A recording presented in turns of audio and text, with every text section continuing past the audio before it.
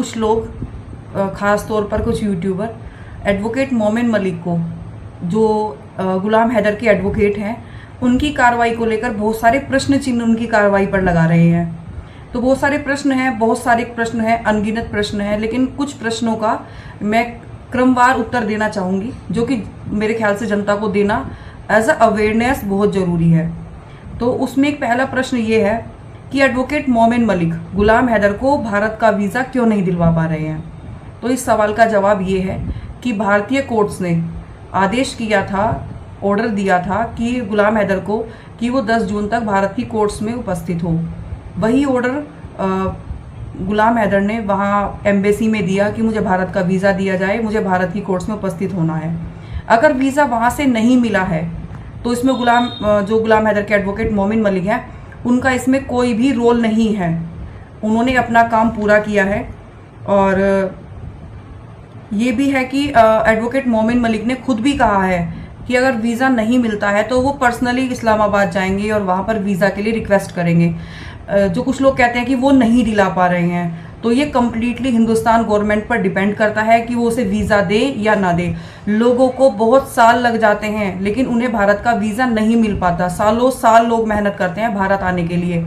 तो इसमें मोमिन मलिक सर एडवोकेट जो हैं, उनका कोई भी इसमें रोल नहीं है कि वो वीज़ा उसे मिल रहा है या नहीं मिल रहा है। जैसे उसे वीज़ा मिलेगा वो भारत आएगा और जो भी ऑर्डर उसके बच्चों के लिए हुए वो इम्प्लीमेंट होंगे।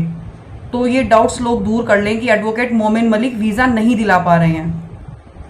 दूसरा प्रश्न ये है कि एडवोकेट मोमिन मलिक आज तक सीमा हैदर का यूट्यूब चैनल क्यों नहीं बंद करा पाए।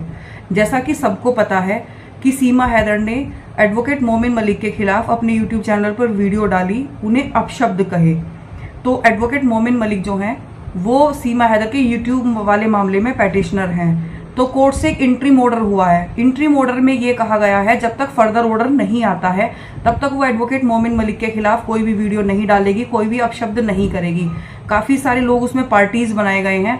ये कोई फाइनल जजमेंट नहीं है, फाइनल ऑर्डर कोई नहीं है कोर्ट का कि अभी कोर्ट में आगे कुछ, केस में आगे कुछ नहीं होगा। अभी केस कंटिन्यू है, केवल इंट्रीम ऑर्डर पास हुआ है। वो फिलहाल कोई भी अपशब्द नहीं कहेगी। अगर वो ऐसा करती है तो कोर्ट्स उसके खिलाफ कार्रवाई करेगी। लोग बार बार यही बोलते हैं कि ये चैनल बंद नहीं करा पाए, चूंकि वो पैटिशनर हैं केस में। एडवोकेट मोमिन मलिक, सबको पता है कि वो पैटिशनर हैं, फिर भी ये उल जुलूल बातें करते हैं। और इंट्रीम ऑर्डर पास हुआ है, फाइनल ऑर्डर कोई भी पास नहीं हुआ है। अभी आगे केस में प्रोसीडिंग्स चल रही हैं, क्या पता कोर्ट आगे क्या आदेश करे सीमा हैदर के खिलाफ। तो इतना नहीं होता, लोग, देश में इतने सारे मामले पेंडिंग हैं, तो ऐसा नहीं होता कि एकदम ही कोर्ट आदेश पास कर देगी कि आज ही इसका चैनल बंद कर दो। कोर्ट ने एडवोकेट मोमिन मलिक को सुना, उनके सारे फैक्ट्स को देखा, उन्हें लगा कि इनकी सारी चीज़ें जेन्युइन हैं, तभी कोर्ट ने आदेश दिया। और उसी ऑर्डर के आधार पर सारी वीडियोस उसके चैनल से डिलीट की गई हैं। यूट्यूब ने खुद डिलीट की है। तो लोग हवाई चलाते हैं कि आज ही ऑर्डर हो जाने चाहिए। ऐसा नहीं होता। चीज़ें स्टेप बाय स्टेप कोर्ट करती है और आगे आने वाले दिनों में पता नहीं कोर्ट क्या ऑर्डर कर दे, क्या पता यूट्यूब चैनल बंद करने का ही आदेश कोर्ट कर दे। ऐसा ज़रूरी नहीं है कि आज ही सारे आदेश हो जाने चाहिए थे। अगला प्रश्न आता है बेल कैंसिलेशन को लेके कि एडवोकेट मोमिन मलिक बेल कैंसिलेशन क्यों नहीं करा पाए। तो देखिए, बेल जो कैंसिलेशन होता है उसके लिए ग्राउंड्स बनाने पड़ते हैं, आधार होते हैं कि ये इन लॉज का वायलेशन कर रही है तो इसकी बेल कैंसिल की जाए। उसमें समय लगता है, चीज़ों को कलेक्ट करना पड़ता है, फैक्ट्स इकट्ठे करने पड़ता है, तब जाकर बेल कैंसिलेशन के लिए ग्राउंड्स बनते हैं। ये कोई सीमा हैदर की रील नहीं है कि आपने 3 सेकंड की काटी और उसमें अपनी गालम गलौज सीमा हैदर के लिए जोड़ी और यूट्यूब पर अपलोड कर दी। ये कोर्ट की कार्रवाई है, इसमें एक बहुत लंबा समय लगता है। और मेरे लिए सबसे बड़ी हैरत अंगेज बात यह है कि ये वो लोग हैं जो एडवोकेट मोमिन मलिक की कार्रवाई पर प्रश्न चिन्ह उठा रहे हैं, जिन्होंने आज तक एपी सिंह से प्रश्न नहीं किया कि आप किस तरह एक अवैध घुसपैठिया को भारत में शरण दिलवाएंगे, जबकि भारत में कोई भी किसी का भी रिफ्यूजी स्टेटस नहीं दिया जाता किसी सिंगल पर्सन को। और ऐसा कुछ नहीं है, आप कैसे उसके बच्चों को डॉक्टर, इंजीनियर, एडवोकेट और टीचर बनाएंगे, चारों बच्चों को, जबकि वो भारत के सिटीजन ही नहीं है। आपने ये प्रश्न कभी एडवोकेट एपी सिंह से नहीं किया। आपके सारे प्रश्न एडवोकेट मोमिन मलिक सर से होते हैं।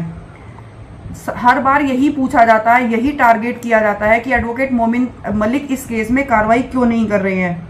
आप शासन से प्रश्न नहीं करते, आप प्रशासन से प्रश्न नहीं करते, शासन से आप कभी नहीं पूछते कि आपने अब तक इसको भारत में क्यों रखा है। प्रशासन से आप कभी नहीं पूछते कि चार्जशीट अब तक क्यों दाखिल नहीं हुई है। आप प्रशासन से ये नहीं पूछते कि एक महिला जिसने कल बेल ली थी, जिसने कल ही बेल ली थी, सीमा हैदर, वाइफ ऑफ गुलाम हैदर के नाम से, वो शादीशुदा है और आज वो कहती है, आज उसकी शादी पुलिस सुरक्षा में करा दी जाती है, पुलिस सुरक्षा में उसकी शादी करा दी जाती है शादीशुदा होते हुए। ना ही कोई शासन से प्रश्न करता है, ना ही कोई प्रशासन से प्रश्न करता है। भारत देश में 5 करोड़ मामले पेंडिंग हैं, जिसमें सुप्रीम कोर्ट में 69,000 मामले पेंडिंग है। वो पेंडिंग कब थे? 1 जुलाई 2023 को, जिनकी संख्या 1 दिसंबर तक बढ़कर 80,000 हो गई। ये मामले सुप्रीम कोर्ट्स के हैं। पूरे देश में 5 करोड़ मामले पेंडिंग है भारत में। और ये कैसे संभव है जिसमें एक एडवोकेट को आए हुए चंद महीने हुए हों, चंद महीने में ही वो पूरा केस सोल्व कर दें? ये कभी भी पॉसिबल नहीं है। यहाँ पर मामलों में कार्रवाई में समय लगता है। निर्भया वाले मामले में निर्भया को न्याय मिलने में फास्ट ट्रैक कोर्ट में 8 वर्षों का समय लगा, 8 वर्षों का समय, जिसमें आधी रात को भी कोर्ट खुलवाई गई। तो ये मामला तो इस तरह का है। ऐसे मामले तो हमेशा लंबे खिंचते हैं। न्याय मिलेगा जो कॉन्स्टिट्यूशन में है, फॉरेन एक्ट में है, आईपीसी में है, जो उस पर सेक्शंस इंप्लीमेंट हुए हैं उनके अकॉर्डिंग कार्रवाई होगी, लेकिन कार्रवाई में थोड़ा समय लगेगा। मुझे कमेंट सेक्शन में किसी ने कमेंट किया था कि ये जो महिला है सीमा हैदर, ये अपराधी नहीं है। तो ये अपराधी उसी समय बन गई थी, ये उसी समय अपराधी बन गई थी जिस समय इसने भारत की सीमाओं में प्रवेश किया, भारत की सुरक्षा को भेदा, भारत की सुरक्षा को चुनौती दी इसने। उसी समय ये भारत की अपराधी बन गई थी। ऐसा नहीं है कि अपराधी नहीं है। और ये जो बार बार कमेंट करते हैं कि आप उसे अपराधी कहना बंद करें। कोर्ट की डिस्क्रिएशन पावर के ऊपर थोड़ा सजा कम या ज़्यादा हो सकती है। बाकी आपका ये सोचना कि वो अपराधी नहीं है, वो अपराधी है, क्योंकि उसने भारत की सुरक्षा को चुनौती दी है, भारत में अवैध रूप से प्रवेश किया है। और ये तो इंटरनेशनल लेवल पर साबित हो चुका है सब जगह कि वो उसने अपराध किया है। बाकी कोर्ट की जैसी भी डिस्क्रिएशन पावर होगी, उसकी सजा कम और ज़्यादा देगी। वो अपना इंटेंशन कोर्ट में बताएगी कि मेरा इंटेंशन इस तरह का नहीं था। ये सोचने का विषय है कि एडवोकेट मोमिन मलिक इस केस में special power of attorney holder हैं। उनके पास में मात्र एक पावर ऑफ अटॉर्नी है। माना कि पावर ऑफ अटॉर्नी की पावर भी गुलाम हैदर के यहाँ होने जितनी है, लेकिन फिर भी उसका प्रेजेंस होना यहाँ पर बहुत ज़रूरी है। लोगों ने ये मिथ्या बहुत सारी फैला दी है कि केस में कोई भी कार्रवाई नहीं हो रही। सोचने का विषय तो ये है कि जिस देश में 5 करोड़ मामले पेंडिंग हो, वहाँ कैसे संभव है कि एक केस मात्र 4 महीने में ही सोल्व हो जाए। एडवोकेट मोमिन मलिक अपने स्तर पर जिस दिन से इस मामले से जुड़े हैं, उन्होंने 13 से 14 मुकदमे दाखिल किए हैं। वो नेपाल तक गए हैं। सारी कार्रवाई वो दिन रात मेहनत करके कर रहे हैं। लगातार वो कोर्ट में प्रेजेंट हो रहे हैं और जैसा कि अपने यूट्यूब चैनल के माध्यम से जो भी केसेस में होता है वो बताते हैं। लेकिन फिर भी बहुत सारे लोग हैं जो उन पर लगातार एलिगेशंस लगाने में, सीमा हैदर तो है ही, वो तो एलिगेशन लगाती रही है, लेकिन कुछ लोग और भी हैं जो लगातार एलिगेशन लगाते रहे हैं कि भाई कार्रवाई नहीं हो रही है, कार्रवाई नहीं हो रही है।